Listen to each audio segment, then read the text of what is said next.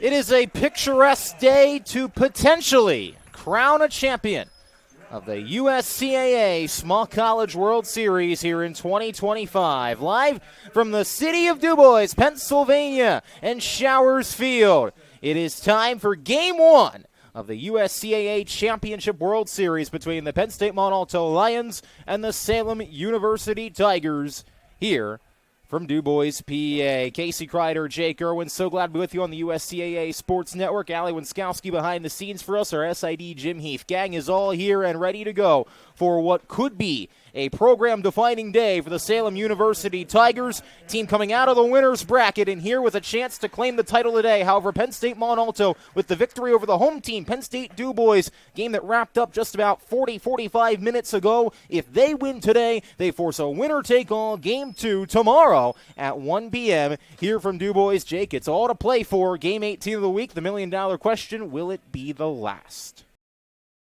Caitlin Morrison. The batter's box in the pinstripes for the Nittany Lions. Good contact with that one to right. That is carrying off the wall. Past the glove of Semino. Morrison's thinking three. She's going to stand up at third base and a triple by Caitlin Morrison. She's 60 feet away from tying the ball game. Haley Brunson struck out looking her first appearance. Fly out in the second. Ground down her third. Has to stay alive here and shoots it into the gap in right center to tie the game. Brunson's going to get to second standing up. Will the Nittany Lions go home a winner? Or will we head to the 8th inning? Barbonente in the batter's box. Payoff pitch with 2 outs. Swung on and missed. And Courtney Weish is pumped up as she gets strikeout number 10 of the day.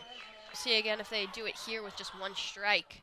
Jones well hit into center. Gordon hesitated momentarily, but now she's rounding third, and Penn State is going to walk it off in 12. Thanks to Leanna Jones, RBI double to bring home Maddie Gordon, and Penn State wins the series over the Terrapins in a wild one. Holds a little significance. Penn State will be playing Pitt on Tuesday as Jakonski makes a great snare with the glove, and he's going to slide back to first to beat out Natilli for the ground out. What a play by Joe Jakonski to retire the side for Penn State. It's a well-hit ball by Natilli. It didn't matter. Jakonski got the leather on it and got back to the bag in time. He's been an everyday starter for head coach Mike Gambino's team. He makes good contact with that ball. Molinaro carries it out and over the wall. Bryce Molinaro, a solo shot to right center. And it's a 3-2 ball game off of his homer. This will be his 4th start of the season. He's got a 1-2 win-loss record. And the leadoff man, James Seibert, is going to shoot that down the left field line for a base hit to lead things off. And he'll try to turn it into 2, maybe more as it rolls in the corner. He'll slide it at second. And James Seibert, a leadoff double. Put him up to 500 for the tournament now. The home run derby champion is up to the plate next in Caden Smith. And Smith is going to take a shot at this one. Deep right, out to right field, and out of here. The home run derby champion backs it up in DuBois. 2-run shot. Mont Alto leads. 2 pitches in. 2-0. Trying to help Salem go out in front. This is sent on a ride out to right field. And bye-bye! Everything comes up roses for Hunter Rose. It's a grand slam in the bottom of the second. And Salem, just like that, is up 4-2. Can Eric Kovac get one more out to seal a championship for Salem?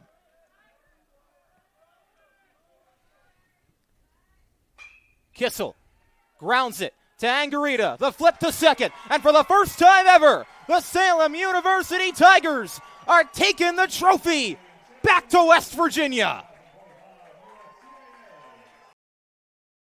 Back at you for the top of the second inning here from Medler Field at Lebrano Park. Scoreless after 1. In fact, We haven't even had a base runner yet through that first frame for either side. So now Travis Linsman back on the bump for Penn State, and he will deal strike one, looking to the 4-hole hitter Tony Santa Maria for Rutgers. And Santa Maria this season, .321 batting average, a team-leading 12 home runs. He takes strike two there. Linsman continuing to wheel and deal from on the mound for the Nittany Lions. 0-2 to Santa Maria outside for ball one. For Tony this season, as we mentioned, team-leading 12 home runs, team-leading 46 RBIs on the campaign, .572 slugging percentage for him this season. Santa Maria tried to turn on that one, fouls it well right of the first base line. Count remains at 1-2 to Santa Maria. And Santa Maria has been really fine the long ball. Last 5 games, he has 2 home runs. So he's really been seeing the ball well out of the pitcher's hand and had 3 hits last game out of his 4 at-bats and an RBI. So Santa Maria, definitely somebody to look out for today on the Rutgers side. Redshirt sophomore, another Garden State native. Count is even now at 2-2. To the third baseman, Scotty Young is on deck for Rutgers. Here's Linsman's deal. Santa Maria grounds it right to Jakonski, and he will run over, make the tag at first, beat out Santa Maria to the punch, and one away quickly here for the Nittany Lions in the top of this second inning. So here comes Scotty Young, the designated hitter for Rutgers this season. Only his second start of the year, his 16th appearance. He is hitting .571 on the campaign. 4 hits in 7 at-bats, and he's got 5 runs that he's responsible for, 2 of them that he's batted in. So it's Young getting the start this afternoon for Rutgers. Junior from Mission Viejo, California, coming all the way from the Golden State. And he will take pitch 1 from Linsman inside. Count goes to 1-0 on the junior, new to the starting lineup, at least for this game. Squaring to bunt was Young, but that rolls foul. The third base line will run the count to 1-1. Yeah, has just recently started playing because entering today, this is his 8th at-bat on the season. Had 4 at-bats last game, so yeah, the Scarlet Knights have decided to play Scotty Young some more. Head coach Steve Owens has given him the starting nod, so it's an interesting development here later in the season for the Scarlet Knights. Yeah, that designated hitter position. So far, he's rewarded him nicely. Young turns on that one well, foul. Up over into the concourse near the Geisinger Kids Zone. Out, well past the Rutgers dugout. And past the end of the concourse here for those in attendance. Drop strike 3, but making the throw over to first to retire the batter is JT Meyer, the catcher, and Scotty Young goes down swinging. Second K of the day for Travis Linsman.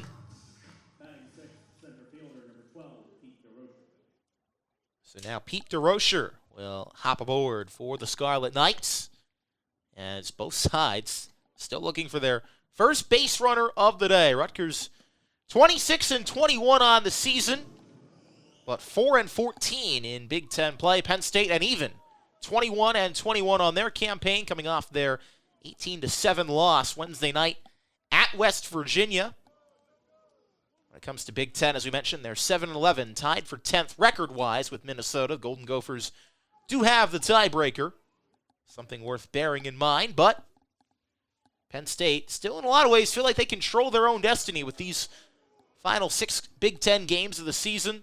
The 3 against Rutgers, who is near the bottom of the Big Ten, as we've talked about, with only 4-14, and Maryland will be 10-11 in Big Ten play. Penn State hoping maybe they can be 10-11 entering that contest, but it would take a sweep of the Scarlet Knights to do so. This is hit out into right field, and carrying all the way back to the warning track, making the grab and retiring the side for the Nittany Lions is Adam Cecere. Well hit ball by Pete DeRocher, but the other number 12, Adam Cecere, gets under it, and we're through 1.5 here from Medler Field at Labrado Park. Penn State up to bat next. Don't go anywhere. You're listening to this presentation of Penn State baseball here on Com Radio. Back here on the USCAA Sports Network, and you get a look at the tail of the tape so far. The biggest number is the one up top, 8-2 in favor of Salem over Penn State Mont Alto. They've done so with 9 hits and a batting average as a team of 643. Is that good, Allie? Is that good, Jake? It's not bad. I would say so. It's decent. See if they can add to it here.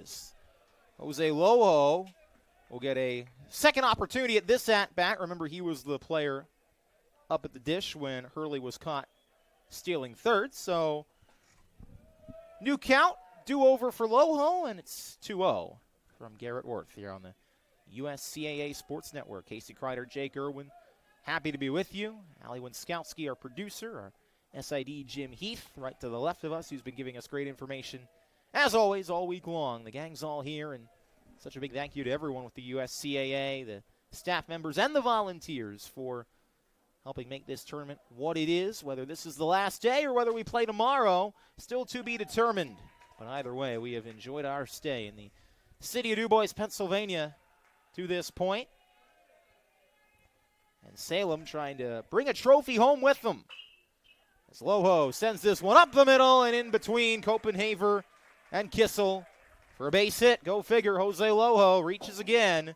He's reached in all 3 of his appearances now with back-to-back base hits. And I would imagine he'll be at second base in no time because they sent him there earlier with a stolen base in the first. He came around and scored in the second, and in the third, don't be surprised if he jumps here soon off the bag. Yeah, it would not surprise me in the slightest here as Hunter Rose hops into the batter's box. Not yet, but he's got a couple-step lead over there at first, and I imagine that he's going to find the opportunity as Jim Heath's doing a jig next to us, trying to mimic what Loho's doing. Back and forth and back and forth. They'll stay put for now as Rose takes strike 1. But again, that's for this Salem team. We've talked about it, just how active they are on the base paths.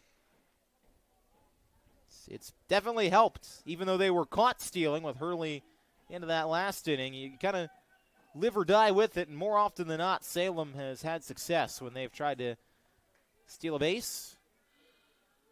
They can steal a lot of tacos if they win a championship tonight. I'm pretty sure that head coach Cassidy Gaines will be okay with that.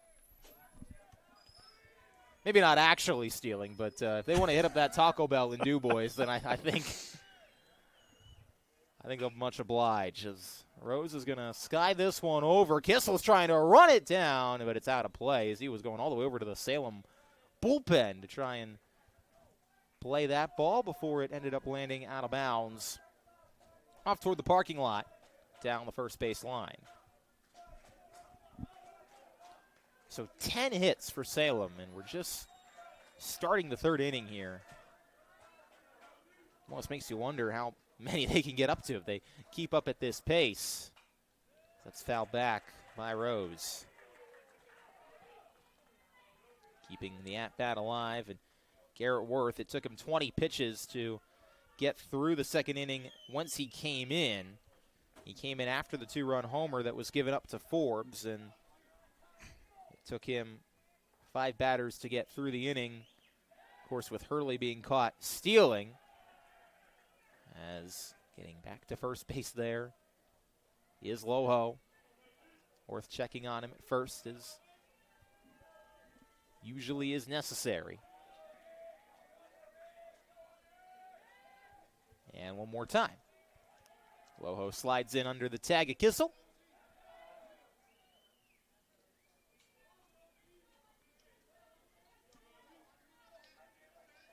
Hunter Rose, Mr. Grand Slam man in the USCAA Championship Series. Not going to get one there. He'll go down on strikes this time. Second K and 3 batters for Garrett Worth as he tries to dial things in here and keep Mont Alto in this ball game from a defensive standpoint until the bats maybe come to life offensively, at least more than they have done so already. Yeah, this is a big inning for Worth. We saw when he came in, gave up 3 hits and a walk.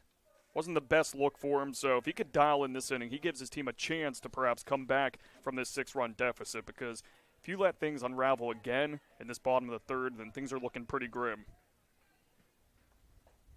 Reese Rinna takes a big swing at that one.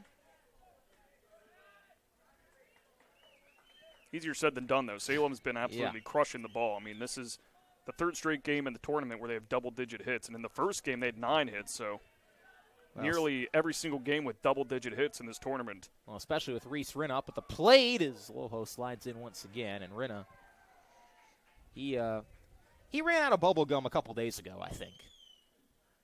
The other thing that he came here to do was hit baseballs about 350 feet, and he did that twice yesterday. I wonder what he chews.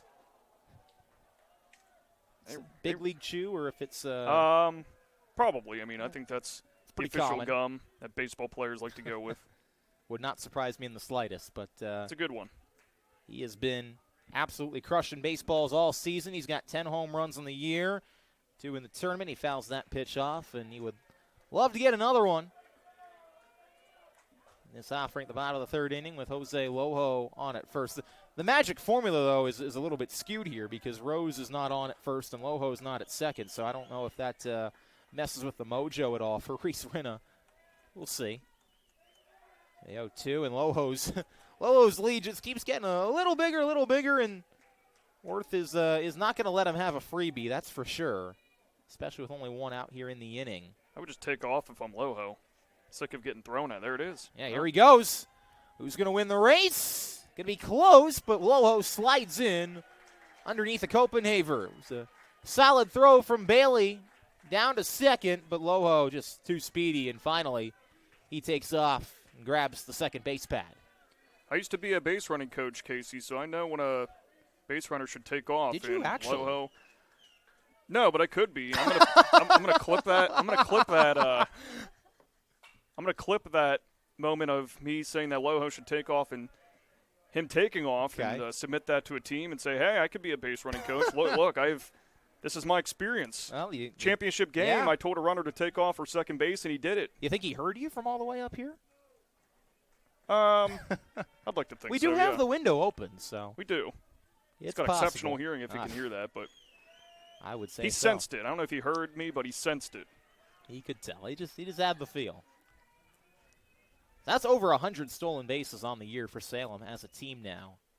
As Rinna is going to tack to this one out to center, but ranging over is Seibert, who had moved out to center field after coming off the bump. Seibert to center, Zager to right field from center, replacing Worth, who of course came in to pitch. And it's a fly out. Loho stays put at second, and Aaron Forbes, who had the other home run in the the bottom of that second inning, beg your pardon, he comes up here with Loho back on the pond.